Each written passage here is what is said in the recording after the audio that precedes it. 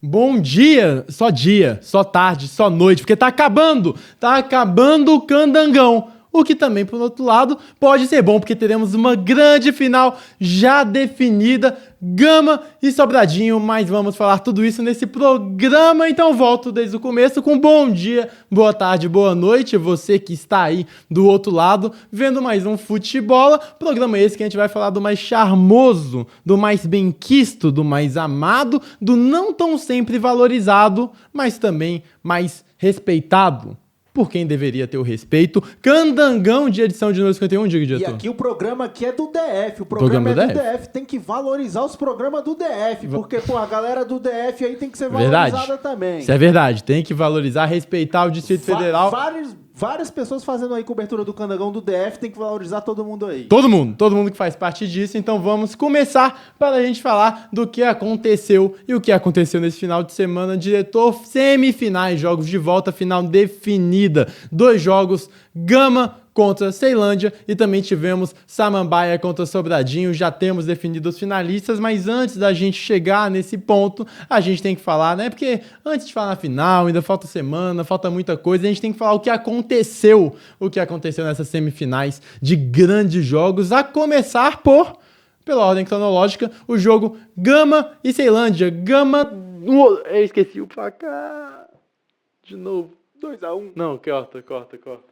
Gama e Ceilândia, Gama 2-1, Ceilândia miau, gato preto. Vamos falar dessa partida que gerou a classificação do Gama para disputar a final do Candangão. Esse jogo que via na esteira do jogo da ida que a gente já comentou anteriormente, um ótimo primeiro tempo do Ceilândia, um segundo tempo também ótimo do Gama, que poderia ter encerrado as semifinais ali, mas o gato preto tem 7 vidas, tem Sucuri no gol, acabou fazendo uma grande atuação e o Iluminado Cardoso empatou o jogo. Como que foi o jogo no Bezerrão? Primeiro comentar falando das duas torcidas que fizeram uma baita festa, tanto a torcida do Gama como mandante, como a Ceilândia agora como visitante. Baita festa, teve bandeirão na torcida do Ceilândia, teve muita vibração do lado do Gama, foi distribuído máscaras ali do Pânico. Muito bonita a festa nas arquibancadas, que é o que a gente mais gosta de ver, né? O próprio povo do Distrito Federal acompanhando suas equipes, diretor.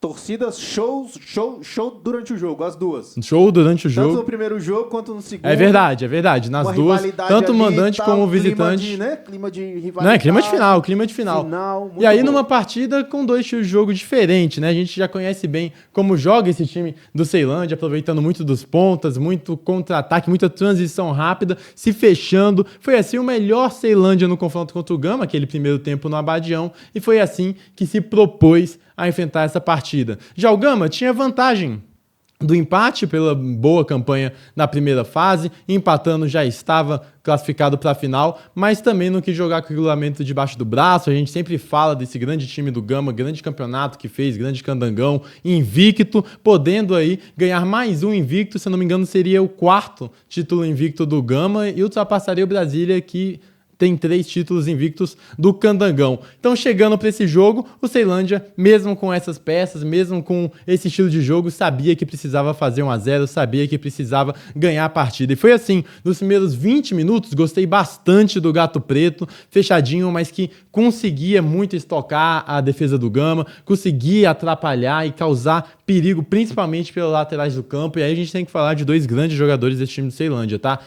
Cardoso e Marquinhos. Cardoso pela ponta direita, Marquinhos pela ponta esquerda. O Cardoso, a gente fala, é um jogador que já chegou ao Ceilândia mostrando ao que veio, aqueles 3 gols contra o Brasiliense, depois dos 40 do segundo tempo, fazendo uma virada das mais espetaculares do Candangão. O milagre do Cerejão. É, a batalha do Cerejão, aí tem que ter um nome.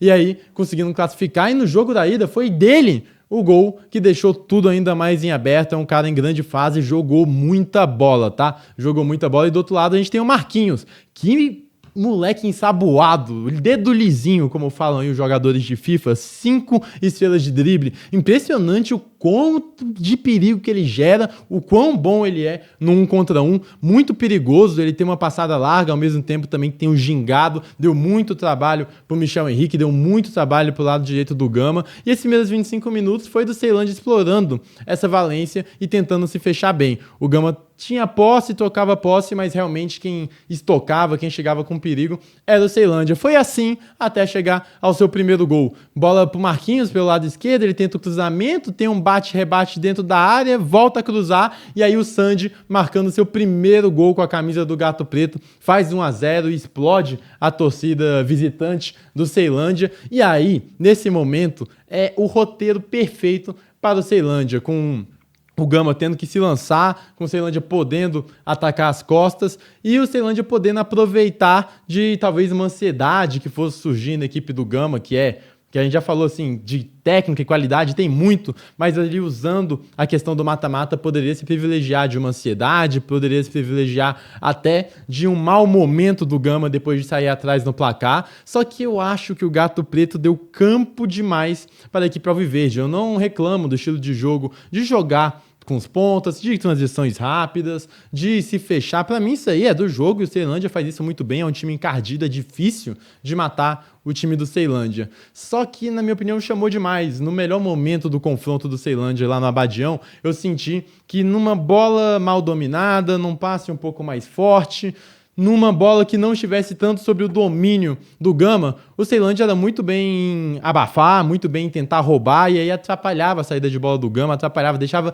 o time alviverde desconfortável na partida. E depois do gol desse 1-0 lá no Bezerrão, senti que o Ceilândia deu um pouco mais de espaço pro Gama trocar passes, mas ainda assim não criava grandíssimas chances não. Trocava de um lado, trocava de outro, tentava achar Ramon, tentava achar Clemente, mas não conseguia. E aí, no que poderia ser um momento bem intenso para o Gama, quem estava lá para destravar? Felipe Clemente. Que jogador é Clemente, que fase, que jogador, que campeonato candango que faz. Ele é um jogador diferente. E é nesses momentos que o diferente faz falta. Porque estava começando ali a ter uma impaciência, o próprio time do Gama em querer fazer logo, querer resolver logo, e um jogo que poderia se tornar tenso, porque os minutos iam passando e esse 1-0 não saía do placar. O Clemente resolve com um golaço, a bola vinda da direita, se não me engano, do Renato. Ele faz um domínio e a bola escapa um pouquinho, sobe. Ele resolve isso com uma paulada. Impressionante a explosão e força que tem, tanto no chute quanto nas arrancadas do Clemente. É o artilheiro do campeonato com 9 gols e, lógico, está abençoado pela lei que mais pune no Brasil, a lei do ex. Contra o Ceilândia, nesse candangão, foram 3 jogos, 4 gols e 1 assistência para o Clemente, fez 2 na primeira fase, 1 gol na ida, agora 1 gol na volta e ainda vai complementar com uma assistência ao longo da partida, ele que é o 4º maior artilheiro da história do Ceilândia, fazendo um golaço. E por que destrava?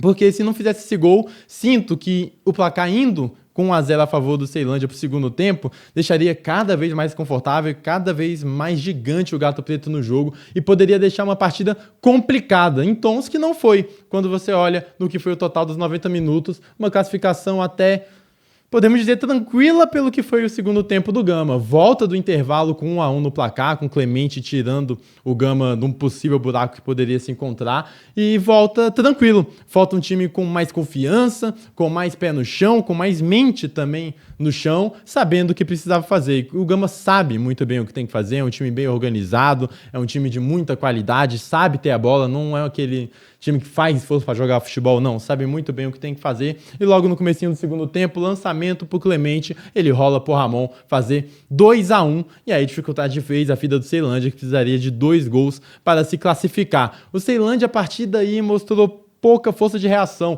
e até um dos meus maiores elogios ao time do Gato Preto, porque ele é um time encardido, é difícil de se matar, mesmo no momento ruim, ele consegue aguentar, consegue suportar e conseguir um gol, e saber o momento mental da partida para voltar pro jogo, mas depois do 2-1 ficou realmente difícil, a bola foi mais pro Gama, que deu aquela contemporizada, parou, tocou, pisou na bola, começou a rodar ela, tendo a posse, e o Ceilândia, que depois fez as alterações, se largou para frente, mas ainda assim não conseguiu criar grandíssima chance de gol não. A maior que eu lembro foi num cruzamento de escanteio que o Patricão sobe e acaba mandando por cima do gol e acaba numa classificação do Gama de um segundo tempo tranquilo num jogo que poderia ficar muito complicado caso não fosse aquele grande gol do Clemente. Aí como ficam as equipes daqui para frente, o Ceilândia, um time que a gente já falou, fez um candangão inconstante, começou mal, se recuperou, depois teve uma quedinha e conseguiu uma bela arrancada com uma vitória espetacular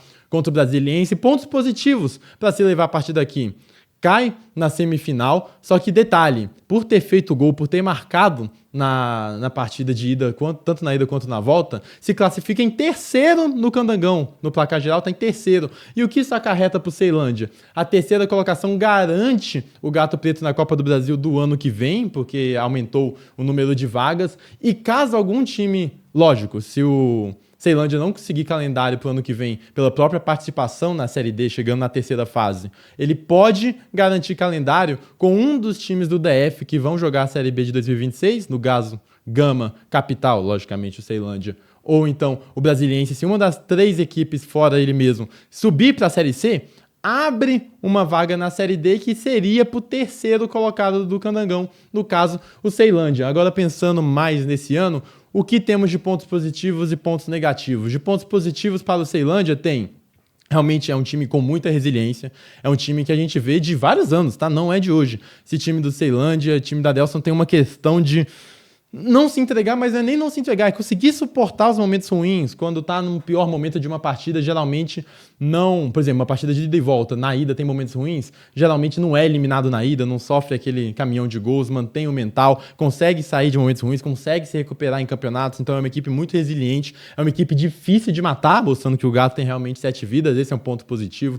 Outro ponto positivo, eu gostei das contratações, o elenco do Ceilândia foi montado mais em cima da hora do que em relação a alguns outros times, e gostei das contratações do Fabinho, bom lateral, gostei, cara, Marquinhos e Cardoso, pra mim, tem que ser mantidos no Ceilândia, pensando em Série D, são 2 pilares desse time, é uma equipe que tem valências, é uma equipe que o Vinícius Tanque até conseguiu entrar bem em algumas partidas, o Patricão conseguiu mostrar a força de finalização com 5 gols, então assim, tem que tentar trabalhar ainda mais um pouquinho nessa fluidez desse ataque, que às vezes também precisa só ali daquele, como é que fala, diretor? O óleo da engrenagem.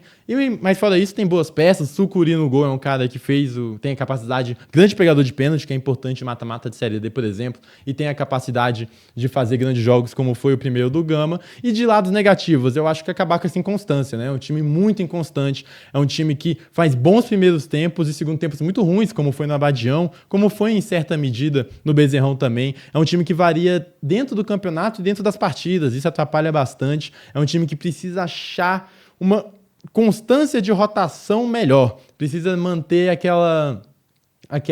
nível acima durante todos os 90 minutos, e também acho que é uma equipe que, quando tem a posse, precisa trabalhar um pouquinho melhor com ela, criar chances um pouco melhores, mas claro, a Série D tá aí, tem totais condições de se classificar, principalmente da primeira fase, que a gente realmente torce pelos 4 do Distrito Federal avançando, a partir daí é mata-mata. O Ceilândia vem fazendo boas campanhas de Série D, na última caiu pro Barra por causa de um gol, lembrando que o jogo da ida, que foi em Ceilândia, tava ganhando de 1-0 até os momentos finais, quando o Barra acha um gol numa bola aérea, e depois na volta eliminado apenas por um gol. O Barra, que hoje é campeão catarinense e também campeão de Série D. Então a gente vê que o Ceilândia é uma equipe que tem condições de ir levando mais para frente, mas precisa organizar, e quando tem a posse, precisa saber melhor o que fazer com ela. Acho que estar mais confortável em ter a bola é a palavra. E agora pro lado do Gama. Vamos falar do lado do Gama, que realmente fez essa boa partida.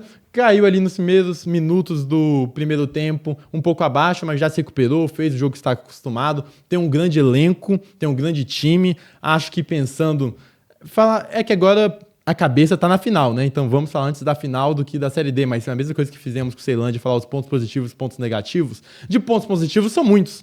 É a melhor equipe do Distrito Federal hoje, pelo menos nesse primeiro semestre, foi a que melhor apresentou futebol. Tem um grande elenco, um grande time, tem peças de qualidade em praticamente todas as áreas, assim. Penso que talvez mais uma opção de um camisa 10 poderia ser bem útil para o time do Gama, mas eu gosto bastante dessa equipe. Tem um grande goleiro, o Renan Rinaldi está voltando de lesão, uma boa notícia também, um cara que é muito decisivo em penalidades, é muito decisivo com a camisa do Gama. Gosto dos laterais, os dois, o Piauí quanto o Michel Henrique também. Acho que a zaga está bem coberta, boas opções do banco de reserva. Meio campo, eu sinto a falta um pouco de camisa 10, mas tem o Pitbull Moisés como 5, tem o Lúcio, o próprio Russo também, mais à frente o Renato. O Ramon vem fazendo um grande campeonato candanga. A gente tem que falar do Ramon, tá? O Ramon, é claro que o Clemente pega o holofote por ser esse cara diferente, por fazer muitos gols, por ser o cara que decide, e na minha opinião, eu acho, mesmo que o Gama acabe sendo derrotado na final, na minha opinião, o Clemente é o melhor jogador do Campeonato Candango, tanto é que tem times aí como o Goiás de olho. É muito importante que o Gama mantenha o Clemente, como já renovou para 2029. Só que o Ramon, ele é um cara que é impressionante como ele é muito participativo em tudo que faz essa equipe do Gama. É um cara que se dedica muito na marcação.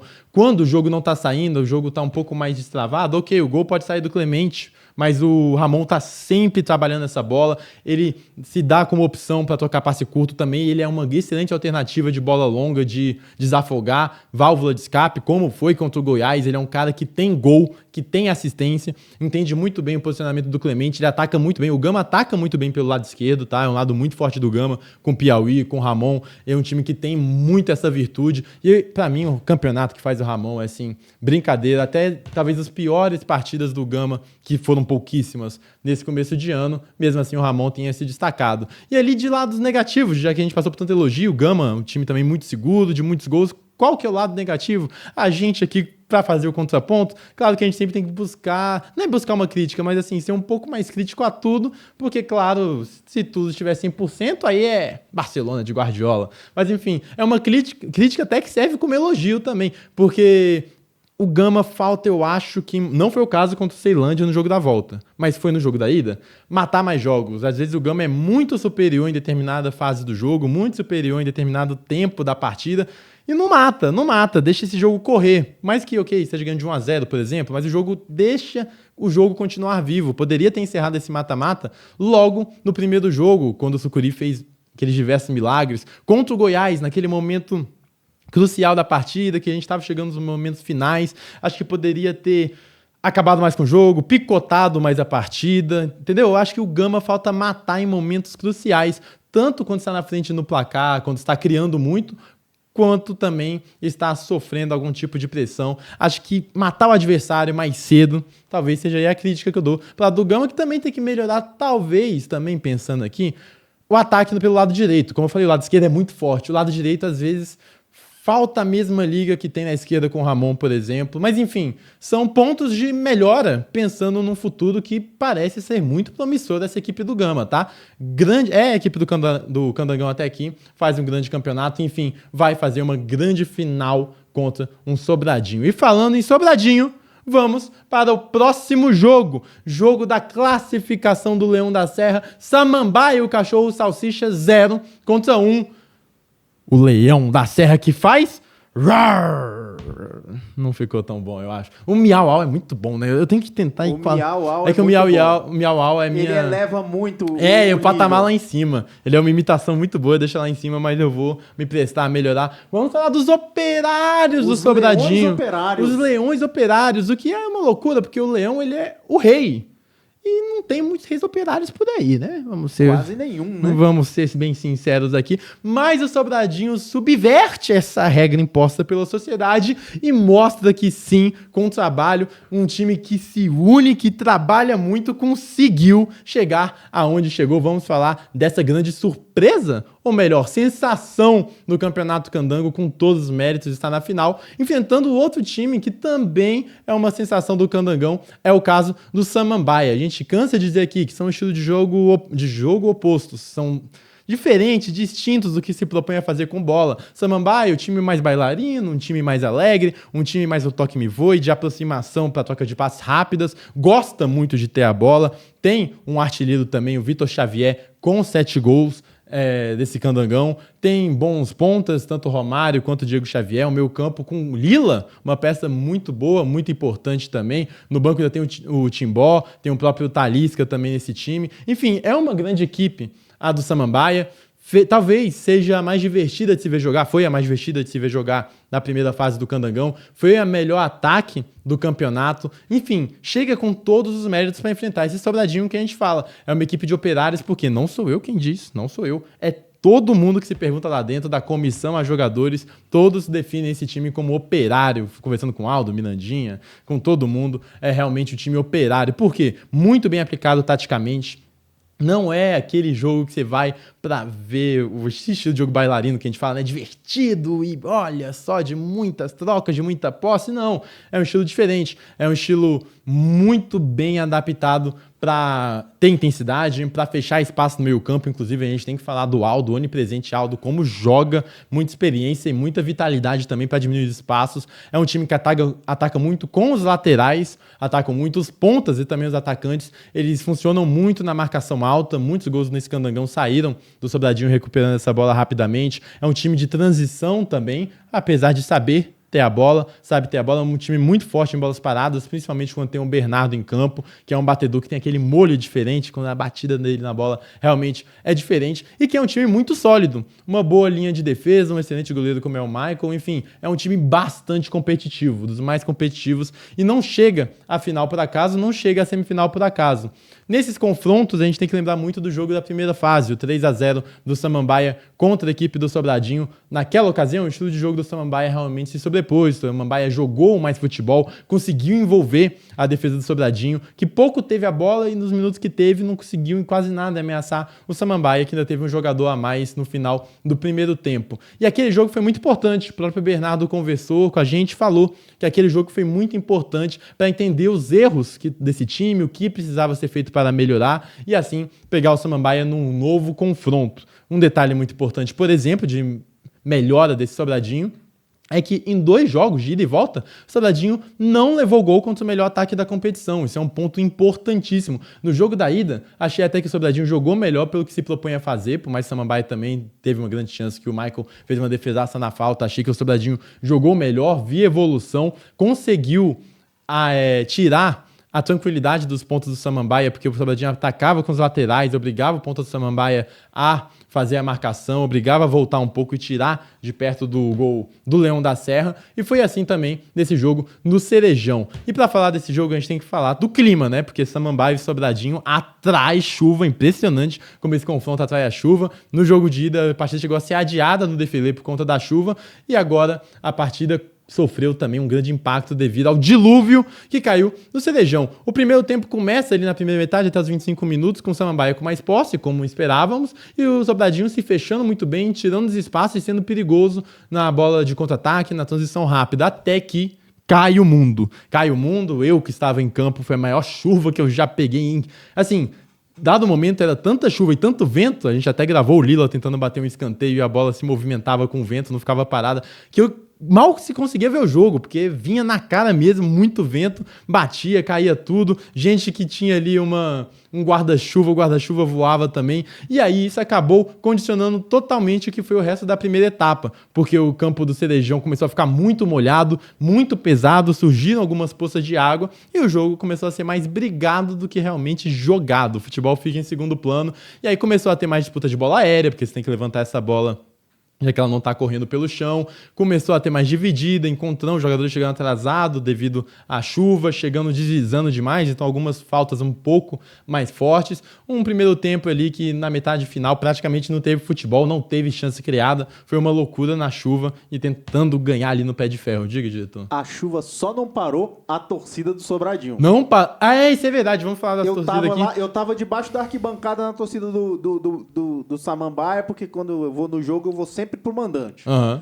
E aí, pô, a chuva caindo e eu pensando, cara, a galera do Sobradinho com bandeirão gigante, aquilo lá. E falar, pois é. E aí eles começaram a tocar e a gritar e a tocar e a gritar. Cara, a chuva incentivou os caras. Falar da torcida do Sobradinho, que faz um show nesse candangão, show das mais carismáticas. Já tivemos o episódio do Chaves chamando a galera pra jogo. Já tivemos o episódio quando teve o dilúvio ali no jogo de ida da semifinal. A galera que trabalhava na partida tentando tirar água com uma placa de publicidade, a torcida do Sobradinho vibrando, pegando uma chuva fortíssima. Tivemos aí a torcida do Sobradinho nesse jogo mesmo contra o Samambaia.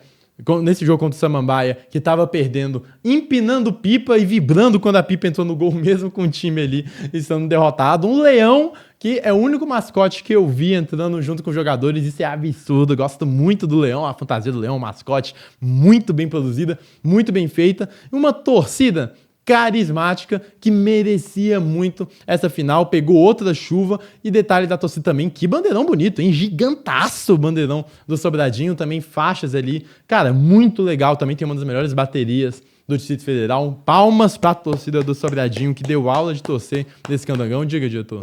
O destaque positivo também, já que na primeira no primeiro turno, na primeira fase, a torcida do Sobradinho teve muita dificuldade para entrar no estádio. Foi mais fácil. Foi bem mais fácil. Houve um incentivo até da própria direção do Samambaia de facilitar então, parabéns a entrada. Aí à direção do Samambaia. É isso mesmo. O torcedor tem que ser bem recebido. Tem que ser bem recebido. Apesar de ter levado essa chuva toda que dificultou a bola rolar, vamos voltar ao segundo tempo. O segundo tempo, que aí sim, também temos que dar palma para a drenagem do Cerejão, tá? Porque realmente a bola rolou muito bem no segundo tempo e parecia, em dado momento, eu pensei que o jogo realmente ia ser estragado pela chuva e isso seria pior para o Sobradinho, que precisava de um gol, né? Então eu achava que o segundo tempo ia ser bastante condicionado, mas não foi. A chuva parou e a bola começou a rolar, a drenagem funcionou muito bem. Um segundo tempo e aí vai o meu grande elogio ao Sobradinho nesse mata-mata.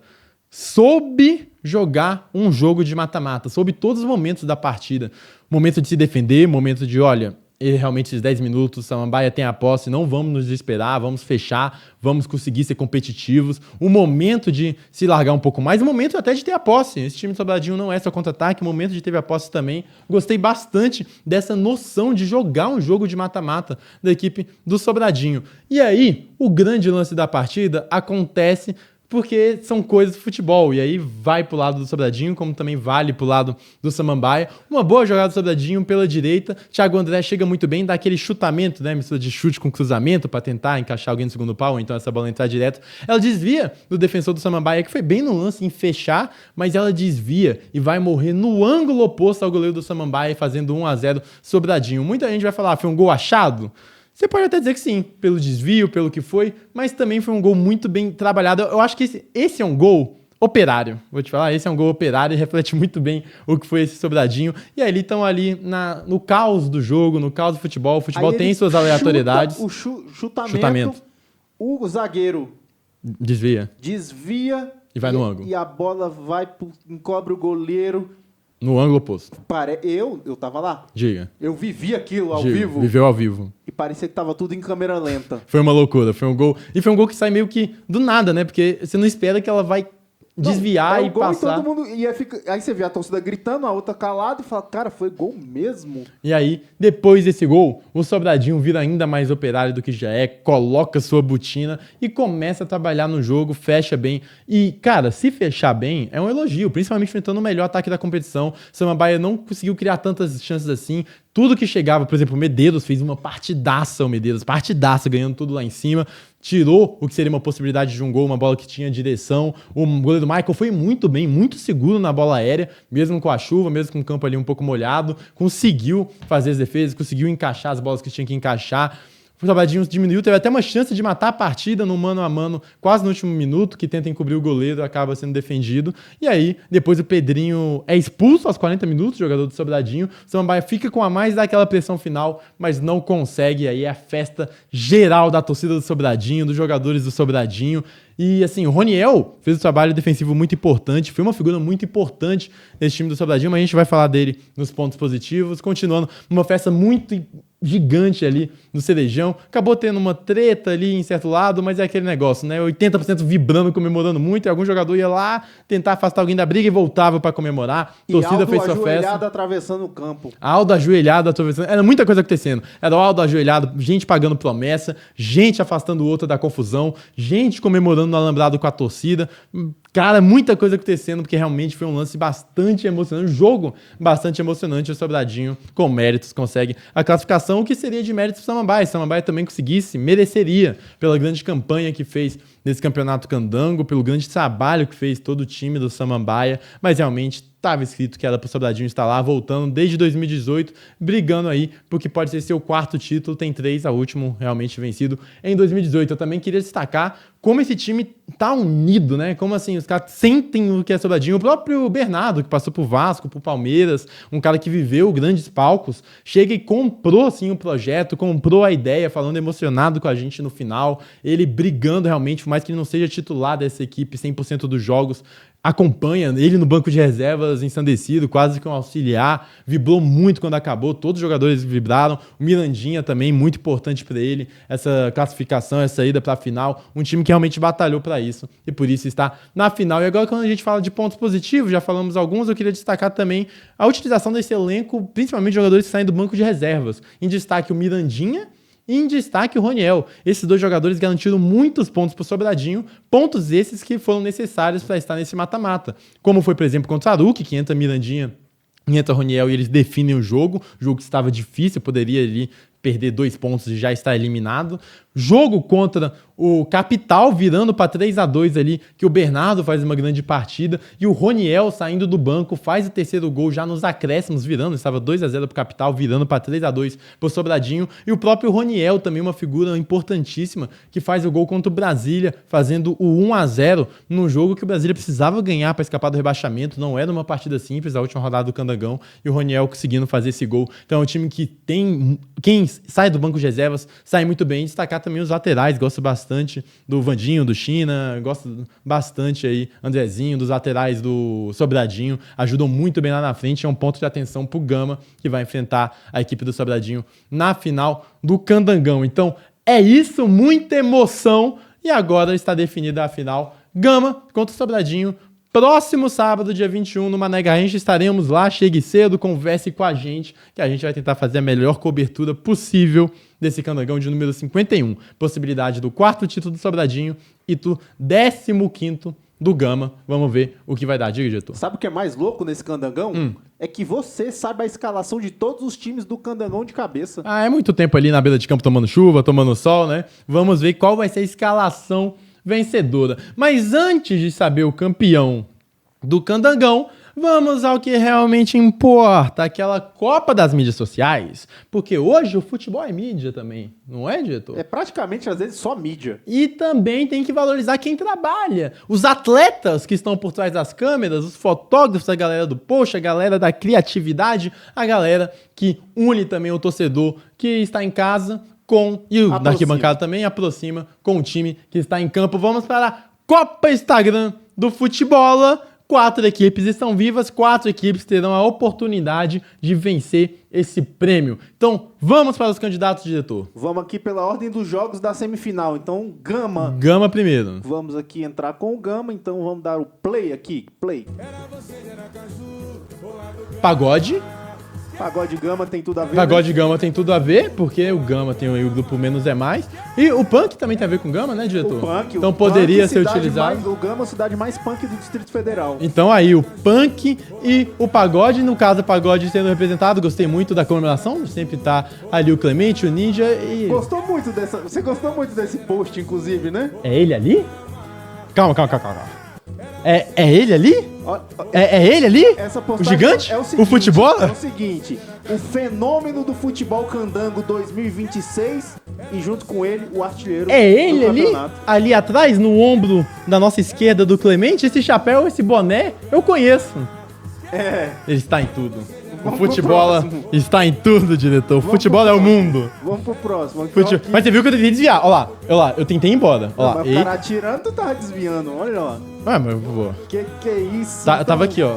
Estreifando. Entendi a seleção disso aqui. Patricão lá atrás, você entre o ali, ó. Chegando, fugindo.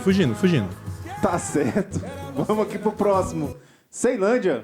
Que aí, se a gente fala que pagode e punk tem tudo a ver com Gama, o rap tem tudo a ver com Ceilândia, que é a cidade do rap, vamos falar assim? Total. Ceilândia é o centro histórico já do rap brasileiro. Já diria Racionais, da Baixada Fluminense a Ceilândia, as ruas não são como a Disneylândia. E pegando esse trecho aí também, quem sabe, de inspiração, sabendo aí que Racionais é uma entidade do rap, o rap é Ceilândia, então tá aí o post do Ceilândia. E detalhe, você percebeu o detalhe, diretor? Não, percebi 2 detalhes. Primeiro, diga. CDzinho pirata da época dos Racionais. Que tem que ter. Pirata, que tem total. Que ter. A pirataria, ok, tem todas as questões. Mas ela é essencial pra trazer a música. Alavancou, distribuiu. E a plaquinha aqui no... Cara, não, e tem um terceiro detalhe. Opa, então não vi. Vamos ver se você pega esse outro easter egg aí. Porque quem fez a arte foi perspicaz. Não achei. Perspicaz. No álbum original, o que está ali colocado na calça não é essa camisa. É que é uma camisa do Gato Preto ali, na calça do álbum do Racionais, o All Star e a camisa Ceilândia. Cara, ficou muito legal, tá? É verdade. Ficou uma arte absurda. Tipo assim, se fosse fazer dentro da Supercopa Futebol do Instagram uma seleção de melhores artes de pré-jogo, essa aqui tá nas minhas favoritas. Absurdo. Fazendo toda essa questão do rap ali, mexendo na capa dos Racionais, fazendo homenagem. Cara, absurda, tá? Absurda essa postagem do Ceilândia, do Gato Preto. Gostei muito aqui também, respeitou o símbolo do adversário. Eu acho muito bacana quando os times fazem as mídias e mantém a integridade do símbolo, que, cara, cada símbolo representa toda a instituição. E a contracapa do CD, porque tem gente de uma geração mais nova, né, diretor, que não tá muito afetuado com o CD. Isso aí que eu via música antigamente. Olha, então, cara, que post, tá? Que post foi esse? Absurdo. Sensacional. Absurdo. E aqui agora vamos para o Samambaia. Samambaia, exatamente, mostrando ali meio que a pata do cachorro salsicha parando a cauda do leão operário do Sobradinho, o pré-jogo, aí, a arte pré-jogo dessa grande semifinal. Artes pré-jogos do Samambaia que são sempre bem criativas. Sempre bem criativas, tá? E dentro da minha ignorância artística, eu sempre imaginei que era inteligência artificial. Porque é tão bom que você pensa, um ser humano não vai fazer. Mas faz. Não é. Olha, essa arte aqui do P. Santiago. Vamos dar os créditos, então podem seguir aí, né, galera? Aí. P. Santiago, grandes artes, tá? Underline. Cara, o cara é o rei das artes e olha... É o rei das artes pré-jogo. Se tem um título, rei das artes pré-jogo, é pra ele, é absurdo. E aí uma imagem só. É uma imagem, não tem o vídeo. O cara consegue fazer tudo uma... E ele parou ali o rabo do leão, mas eu acho que o leão... Dessa vez o operário não se deixou levar e conseguiu aí a classificação. E vamos para o próximo, que é do Sobradinho. Vamos dar play aí no Sobradinho? Eu lembro muito bem que o Aldo fez uma entrevista depois do Medeiros. Emocionante. Aqui é um time de operário. Emocionante, discurso emocionante. Eu sempre acreditei na classe trabalhadora. Ela vai vencer sempre. Porque nós a classe trabalhadora vai vencer sempre. A classe trabalhadora, é verdade. E vocês são trabalhadores. Cara, olha o final. Então vai ganhar sempre. Olha o final. Vai vencer sempre. Já arrepiar. Ó. E hoje nós fizemos aqui, acreditamos e vencemos. Ó. Então vocês merecem comemorar tudo que vocês precisam, tudo que vocês acreditam. Porque vocês lutaram, conquistaram. Emocionante. E fizeram por merecer. E eu quero dizer pra vocês, eu amo vocês. Vocês estão na história do Sobradinho e nós também. Cara, discurso absurdo, tá? Eu assino embaixo tudo que ele falou. Absurdo. Cara, absurdo. E outra, essa entrevista que ele cita, do Aldo, depois o Medeiros, o Mirandinha, sabe onde estão essas entrevistas, diretor? Olha aí, pode olhar. Conversando com o Aldo, ele citou muito essa palavra operário no último jogo, você citou também operário. Essa luta, essa briga é o grande diferencial do Leão da Serra nesse Candangão? Sobradinho é isso, é operário, é jogar jogo. Como você avalia esse começo do Sobradinho no campeonato? Um time de guerreiro, né? Um time de operário. Tá aí, no futebol, trouxemos aqui o espírito operário, o que os jogadores falaram com a gente, falaram espírito operário, tentando espalhar pra torcida do Sobradinho, e o Sobradinho que se autoproclama os operários do Distrito Federal, como o próprio falou, o discurso absurdo, aí realmente chegou na final, porque o trabalhador quando se junta, irmão, o operário quando se junta, irmão, é difícil, é embaçado, é complicado, então tá aí, e os quatro, e diretor... Eu não consigo escolher, diretor. Né? Eu não consigo. Essa é a mais difícil da minha vida, da história da Copa Instagram Futebol. Gama, Clemente, o gigante ali. E o Astro. Ceilândia, Racionais. Putz, essa arte pré-jogo. Com essa arte pré-jogo absurda, com referência aqui à camisa do Gama, placa do Ceilândia, CD pirata, respeito ao símbolo do Gama e do Ceilândia. Samambaia, com mais uma arte pré-jogo sensacional. Meu Deus, o que eu faço? E o discurso emocionante do Sobradinho. Discurso absurdo, time operário. Diretor, como eu tô envolvido em um dos posts, eu acho que eu não tenho poder de voto, então vou deixar pra você. Vai ter que escolher uma vez. Uma vez na vida você vai ter que dar o título. Eu quero saber pra quem você vai resolver dar o título dessa semana, Gama, diretor. Ceilândia... Samambaia. Vai no coração. Qual que você mais gostou? Sobradinho, o discurso do Sobradinho. Gostou do discurso do Sobradinho? Gostei do discurso do Sobradinho. Então tá aí. É isso. Parabéns, Sobradinho. Dessa vez limpei minhas mãos, porque eu estava envolvido, né? Então, como eu estava envolvido, eu acharia que o voto poderia ser manchado pela minha ilustre presença. Mas tá aí, o Sobradinho vencendo o prêmio semanal Instagram do futebol. Mas vou te falar, eu acho que essa foi a semana com melhores candidatos. Achei essa semana, assim, absurda, tá? Absurda. Tanto é que eu corri ali da escolha pra passar reto. Então, é isso. Temos o campeão da Copa Instagram do Futebola e sábado... Na semifinal. Esse foi o campeão Não, da campeão semifinal. Campeão semanal. Isso. Depois a gente vai pegar o compilado. No final do nosso programa especial, já anunciei que vai ter 2... já vou avisar aqui a galera que vão ter 2 programas... Eu tô sendo avisado também. 3 programas especiais até a final do Campeonato Candango. Não são 2. Não, na verdade vai ser um programa especial com torcedores, que a gente vai fazer antes do campeonato, antes da final do campeonato.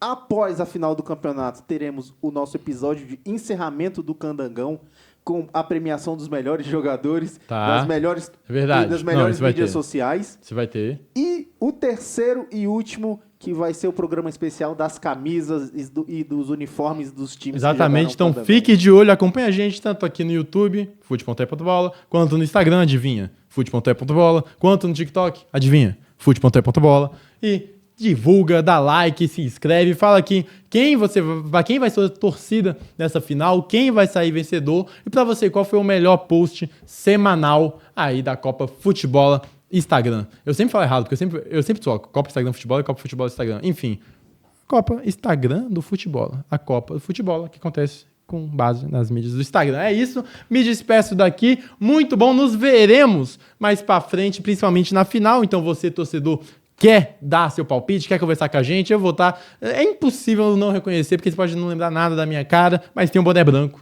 e ali, provavelmente, camisa preta. Então ali, só falar com a gente, vai no pré-jogo, garanta seu ingresso. Tem gente que pega vários ingressos a mais do que precisa e não vai, né? E vai no tem jogo, que ir, né? pegar e ir. Pega e vai. Se pegar, você tá tirando ingresso de alguém que iria pra ficar em casa, aí pô, que é se pegar e não for, o time vai ser rebaixado ano que vem. Informação, e o futebol vai atrás. Então, é isso, garanta aí seu ingresso, vá com carinho, se não invada o campo que nem eu invadi, lembra desse vídeo? Porque se você invadir, você vai... Não lembra? Não lembro. Se o Vila levar um gol, se o Vitória fizer um gol, eu vou invadir o campo pra ferrar com o Vila. A coisa tá feia, Não lembra disso? Não. Torcedor do Vila. Não. Quem vier... Caramba, você não tem... Quem tá em casa pegou essa referência, se não pegou, pesquisa aí. Torcedor do Vila invadindo o campo, reportagem, vai achar. Uma das melhores matérias do jornalismo esportivo brasileiro. Enfim, é isso, me despedindo. Até a próxima, valeu, fui, tchau. Essa final tem uma parada que eu acho que não vai acontecer. A lei do ex. Eu odeio a lei do ex. Porque o Pedro Raul fez gol no Vasco.